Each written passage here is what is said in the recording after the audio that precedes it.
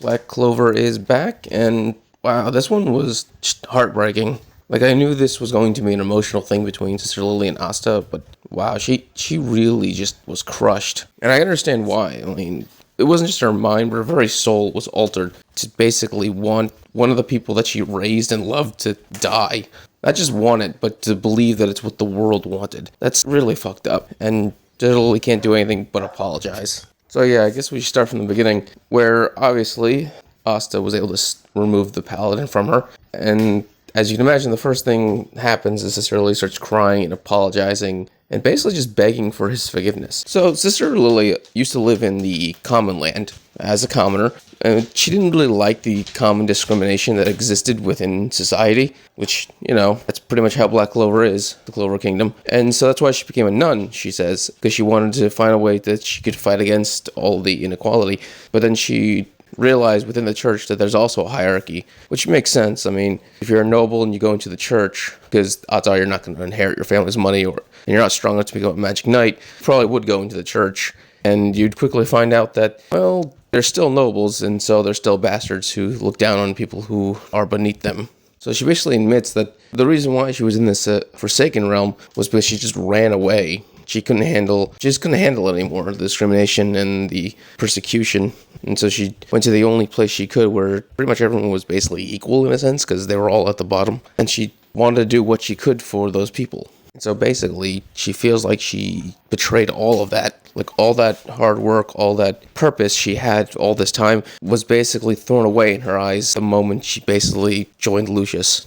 I don't know if it means much coming from a complete stranger, but Ryu then tries to comfort Sister Lily by saying that you saved Asta. You didn't kill him, you teleported him away. Because of that, Asta was able to get stronger, and now he's able to save you and stop Lucius. So you did good in the end. You did help save the world. Once again, they're complete strangers. I don't know if this means much. It's a good point, though. I mean, her actions did lead to Asta surviving, so Sister Lily tells us what's going on with Lucius, and we find out that there's only 3 days left, so the time has been moving pretty quickly, actually. But more importantly, Lucius has no interest in bringing his siblings back to life, apparently. No. What he plans on doing is taking their magic, the body magic, the bone magic, and the blood magic, and fusing them with his soul magic, so this way he can have complete and utter control over humanity and everything, because now he can manipulate the body and the soul of anyone, turning them into anything he wishes. Yeah, so that time limit he created wasn't so he could create an army to take on the world. No.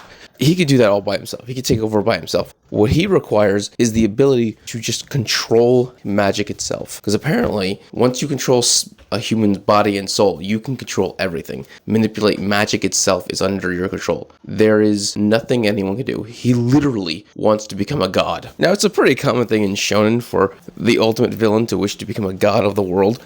But it's pretty rare to basically decide that you have the ability to grant yourself the ability to reshape, not reality, but humanity. Seriously, reshaping reality to create an ideal world is very much a shonen trope, but reshaping humanity so they fit the ideal person, that is very much a more Western idea, if we're being honest. Like George Orwell kind of thing I'm talking about, like removing a piece of a person's brain so this way they're more obedient kind of thing.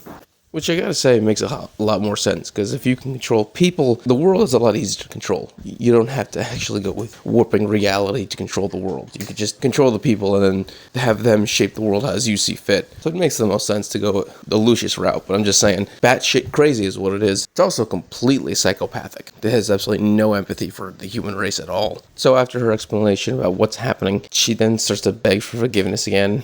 And Asta basically tells her that he will never allow her to take blame for this ever. It's not her fault. Which it isn't. It isn't her fault.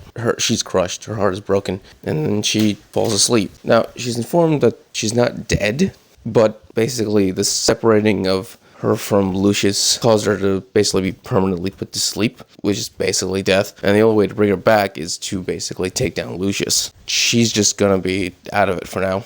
Asta then makes two declarations. The first one, he's going to defeat Lucius, which was going to be an amazing fight, I guarantee. At least I'm hoping. But at the moment, he has another thing he has to do. He has to take down the dragon, which, I was afraid he'd be taking down the dragon by himself. I didn't want that to happen, but it makes sense that Asta would do it himself at this point. Because if the thing can regenerate, the fact of the matter is, it probably uses magic to regenerate, and so if Asta cuts it, well, regeneration magic can't work on any wound, because anti-magic. That's just how that works. So Asta's just gonna cut off all 5 heads, like probably in an instant. So it seems that where we're going from here is straight back to the Clover Kingdom. I mean, there's no reason to wait around, especially waiting around for 3 days would be an awful idea. It's best for Asta to take Lucius out now before he becomes a god. With that being said, this is Black Clover and also Shonen, so obviously something is going to go wrong, and Asta's going to fail to defeat Lucius within 3 days, and he's going to become a god, and Asta, and most likely Noelle are all going to have to work together to defeat a god. But until that happens, the question is, what is going to stop Asta from defeating Lucius now? Thing is, I still have no idea. There's always a surprise in the third act, but I still cannot predict what that surprise is going to be. But whatever it is, I can't wait. If you enjoyed this video, please subscribe, give it a thumbs up, so you enjoy more Black Clover and other anime things. Thank you, and have a great day.